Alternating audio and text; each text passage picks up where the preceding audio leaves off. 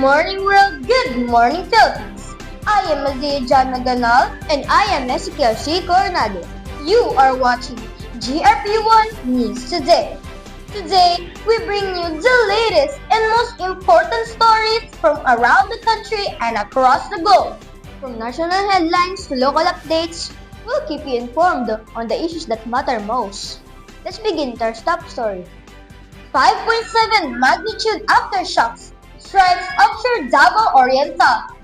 Our news presenter, Abby Jashel Coronado, will bring you the latest updates. The Philippine Institute of Volcanology and Seismology, or PHIVOLS, reported a magnitude 5.7 aftershock offshore of Davao Oriental at 7:35 p.m. on Monday, October 20. According to PHIVOLS, the tremor was recorded 100 kilometers southeast of Manay, Davao Oriental, at a depth of 10 kilometers. The agency confirmed that the seismic event was an aftershock of the 7.4 and 6.8 magnitude earthquakes that struck the region on October 10. PHIVOLS reminded residents in the affected areas to remain vigilant for possible additional aftershocks and to follow standard earthquake safety protocols, including checking structures for damage and keeping emergency supplies ready. Back to you, Azia and Ezekiel. A series of earthquakes have struck various parts of the Philippines in recent days, raising public concern about whether these tremors are signs of the so-called the Big One.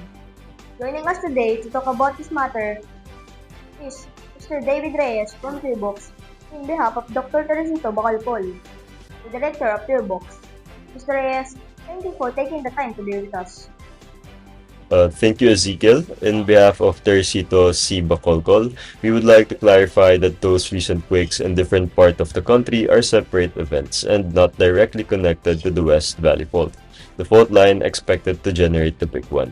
Those earthquakes came from the different earthquake generators, like the one in La Union was generated by the Philippine Fault, the one in Zambales by the Manila Trench, in Cebu that was generated by the Bogo Bay Fault, and one in Surigao and Davao were generated by the Phil Trench. But though not connected at all, still we remind the public to stay alert and prepare at all times, especially for the big one. Thank you very much, Mr. Reyes, for your insights and reminders. Now, to give us more information about the big one. What is it, where it could possibly occur, and how we can prepare? Let's turn it over to Enzo Miguel Rala for the full report.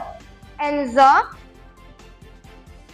Philippines is located in the Ring of Fire, a long horseshoe-shaped geological belt along the Pacific Ocean characterized by active volcanoes and frequent earthquakes. We have around more than 150 active faults. Some of these faults are so small and some of these are large or big in length. One of these active faults is the West Valley Fault System, a 100-kilometer fault that traverses Bulacan, Rizal, Quezon City, Marikina, Pasig, Makati, Taguig, Muntinlupa, Cavite, and Laguna. A stretch of the fault is located in Metro Manila, which has some of the densely populated cities in the county. There are theories that the so-called the Big One will occur if the West Valley Fault System moves and causes magnitude 7.2 earthquake. The term of the Big One was originally coined for the worst-case scenario that might be generated by the West Valley Fault. Its magnitude 7.2. That's the worst case because based on the length is the maximum magnitude earthquake that it can generate. A magnitude 7.2 earthquake may damage roads and bridges, as eruption of fires are also seen as highly as possible. Back to you, Zaya and Ezekiel. For more on how experts track and monitor earthquakes across the country, here's Nate Bastasa with the report. Thank you, Ezekiel. For PHIVOLS' part, they are in constant monitoring of earthquakes reported nationwide. Watch standards are on round the clock charged in PHIVOLS' office in Quezon City. There are 116 remote seismic stations scattered across the country. Once it records earthquake anywhere in the Philippines, it transmits that data here in PHIVOLS' office in Quezon City. And the watch standards process those data to determine the earthquake's epicenter, magnitude, time of occurrence, as well as depth. We monitor earthquakes through a nationwide network of seismic stations equipped with seismograph.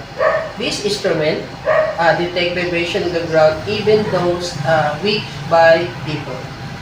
The data is sent in real time to our central office, to our scientists to analyze the location, the magnitude, and the depth of each earthquake. How quickly can PBOX detect and report an earthquake once it happens? Usually within 1 to 2 minutes after the earthquake. Our system automatically records the event, and our staff immediately verify the data before releasing the official information through our website, social media, and partner agency. Thank you so much, Mr. Bastasa. Back to you, Azea. As experts continue to monitor earthquake activities, local governments are also strengthening their preparedness plans in case the big one occurs. To tell us more about how local officials are preparing and ensuring the safety of their communities, we now go to our field reporter, Philin Natalie Bagobo. Philin, what can you tell us? Thank you, Isaiah. I'm here at Tatanggig City, where local officials are actively preparing their communities for a possible strong earthquake. Joining us today, Sir Miko Kangaya to talk about the ongoing earthquake preparedness efforts. Good afternoon, sir, and thank you for your time. Good afternoon, Ma'am Phelan. Thank you for having me today. Sir, first of all, can you tell us how your community is preparing for the big one? We've been conducting regular earthquakes in schools, offices, and barangays to ensure that everyone knows what to do during a strong earthquake. We're also strengthening our disaster response teams and coordinating with PBOX and local emergency units to make sure we can respond quickly if needed. That's good to know. Are there any specific facilities being prepared in case of major earthquake? Yes, we've identified evacuation sites and safe zones in every barangays. We also make sure that emergency supplies such as food, water, and first aid kits are always available. Our information campaigns are ongoing so that residents understand the importance of readiness and quick response. Lastly, sir, what is your message to the people from your area regarding earthquake preparedness? My message is simple. Don't be complacent. Be ready. Earthquakes can happen anytime so that to make sure our family knows what to do and where to go. Let's all work together to keep our community safe. Thank you very much, Sir Rico, for those important reminders. Reporting from Taguig City, this is Phil Natalie Bagobo. Back to you, Isaiah. With the recent series of earthquakes, many are asking, what should they actually do when an earthquake strikes? To give us practical safety tips and advice, we now go to our field reporter, Baby Princesita Toto, who's with an emergency preparedness officer. Baby? Thank you, Azaya. I am here with Davao of an officer from City Disaster Risk Reduction and Management Office to help us understand the do's and don'ts during an earthquake. Good afternoon, sir. Yes, good afternoon. If there's strong ground shaking, you have to conduct cover and hold you go. Under the table, you stay there for duration of the shaking, and once the shaking stop, you have to evacuate immediately and go to open space or an open area. If found, the public advised to move an open space and avoid electric posts, brakes, and buildings. If you driving stop and car safely inside the road and stay inside the vehicle until a shaking stop. People living near shoreline, in the other hand, need to move quickly highly grounds to the complete tsunami. Before an earthquake happens, and will be best familiarize yourself with earthquake hazard, your area. Important to know where the evacuation areas and prepare and emergency supply chain. And while earthquake remain unpredictable, despite available technologies, once missed, we will now being prepared and informed. Thank you. Thank you, Kagawa, for these important reminders. Once again, remember, don't stay calm, don't panic, and always be prepared. Reporting from City Disaster Risk Reduction and Management Office. This is Baby Toto. Back to you, Azaya and Ezekiel. As we continue our special coverage on the recent earthquake and the looming threat of the big one, let us now turn to Isaac Rigor Hernandez. Thank you, Isaiah. I'm here with Mr. Israel Hernandez, a police officer who will share how their team is getting ready for possible earthquake scenarios. Good afternoon, Isaac B. Hernandez, and to all our viewers. The PNP continuously preparing any major disaster, including the big one. We regularly conduct earthquake drills, coordinate with the local government and emergency units, and make sure our personnel are well trained in rescue operation and ground control. That's good to hear, sir. Could you tell us more about what specific roles the police will be playing during and after a major earthquake?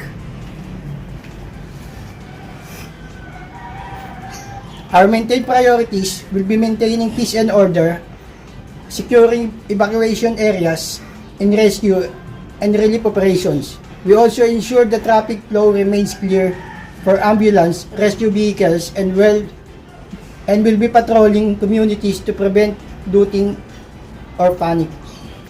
That was Police Master Sergeant Hernandez of the Philippine National Police, reminding everyone to stay alert and prepare for the big one. Back to you, Isaiah and Ezekiel. We now take a closer look at how schools are preparing students and staff for a possible major earthquake. Our reporter, Leatina Beler, joins us live from Ricardo P. Senior Elementary School. Lei? Thank you, Ezekiel. I'm here at Ricardo P. Senior Elementary School, where teachers and students are actively taking part in the earthquake preparedness drills. Joining me now is Mrs. Laila Racelas Biller, a grade 5 teacher. Good afternoon, Lei. Good afternoon, everyone watching. Here at Ricardo P. Senior Elementary School, we make sure that our learners are prepared when an earthquake happens. We regularly conduct earthquake and evacuation drill. Students are taught to do the duck cover and hold, and after that, they will be guided to their evacuation area in a safely manner. How important is it in your view for school to include earthquake preparedness drills in their lessons? It's very important because education plays a crucial role in saving lives. When students are prepared and know what to do during an earthquake, they can also share that knowledge to their family at home. Thank you so much, Mom, for your time, for saving kids, and for your dedication to keeping students safe. You're welcome, Lei. We now turn to one of our unsung heroes in times of emergencies, our security guards. Let's go live to Gian Figueroa, who is at Ricardo P. Senior Elementary School. Gian? Isaiah, security personnel play a vital role in ensuring safety during disasters. Joining me now is Mr. Ricardo, one of the guards assigned to. Good afternoon, sir. Good afternoon, Gian, and to everyone watching. Sir, as a security guard, what is your role during an earthquake, especially if the big one happened? As a security guard, our duty is ensure safety of everyone in the area. When the earthquake strikes, we immediately guide people to safety exit and open the evacuation areas. It's also a big responsibility. How do you and your team prepare for such situation? We participate in a regular earthquake and fire drills. We were trained to stay calm, assist people with disability or injury, and community with buildings management and rescue team. We also have a flashlight, whistle, and first aid ready to our post. Thank you, Mr. Ricardo, for sharing your insights and for your service on keeping people safe. Back to you, Azea. And that wraps up our special coverage on the big one as we've heard from our local officials, teachers, and frontliners. Preparedness is the key to saving lives. Remember, stay informed, stay calm, and always be ready. This is Azay Jamini Ganal, And this is Ezekiel C. Coronado. Thank you for joining us. Stay safe. and have a good day.